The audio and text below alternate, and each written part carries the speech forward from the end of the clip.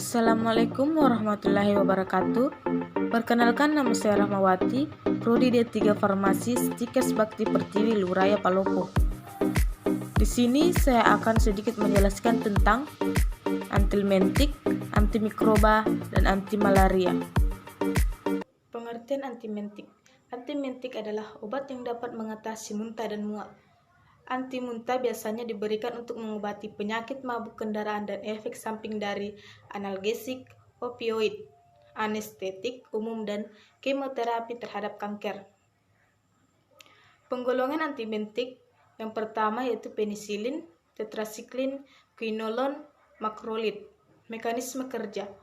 Obat antimentik bekerja dengan menghambat senyawa dan spesifik di dalam tubuh. Senyawa tersebut dapat memicu reaksi seperti mual dan muntah pada banyak kondisi.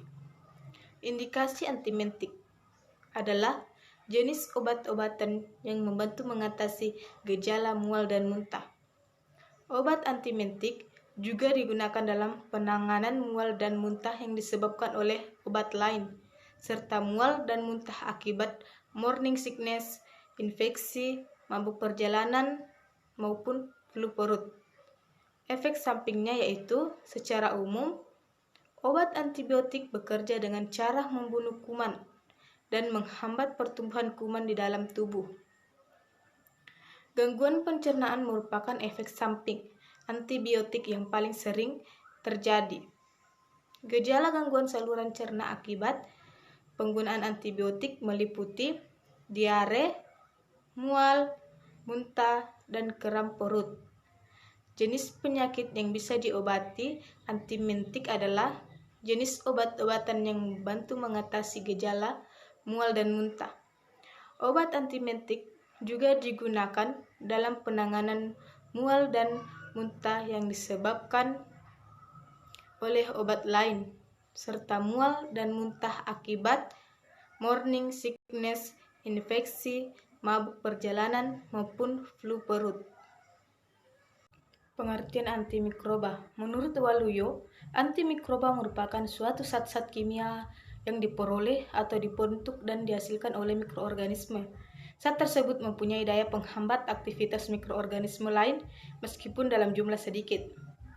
Penggolongan antimikroba terbagi menjadi 4, yaitu penisilin, cephalosporin, tetrasiklin, chloramphenicol. Mekanisme kerja dari senyawa antimikroba diantaranya yaitu menghambat sintesis dinding sel, menghambat keutuhan permeabilitas dinding sel bakteri, menghambat kerja enzim, dan menghambat sintesis asam nukleat dan protein.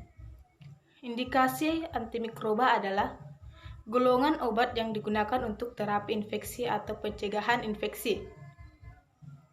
Antimikroba memiliki cara kerja yang berbeda-beda dalam membunuh atau menghambat pertumbuhan mikroorganisme. Kontraindikasi antimikroba seperti gangguan pencernaan merupakan efek samping antibiotik yang paling sering terjadi. Gejala gangguan saluran cerna akibat penggunaan antibiotik meliputi diare, mual, muntah, dan kram perut.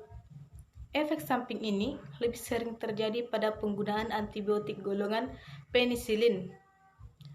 Jenis penyakit yang bisa diobati yang pertama yaitu infeksi sinus, infeksi saluran kemih, radang tenggorokan, dan infeksi telinga. Pengertian antimalaria. Antimalaria adalah pengobatan radikal malaria dengan membunuh semua stadium parasit yang ada di dalam tubuh manusia. Tujuan dari pengobatan radikal adalah untuk mendapat kesembuhan klinis dan parasitologik, serta memutuskan rantai penularan.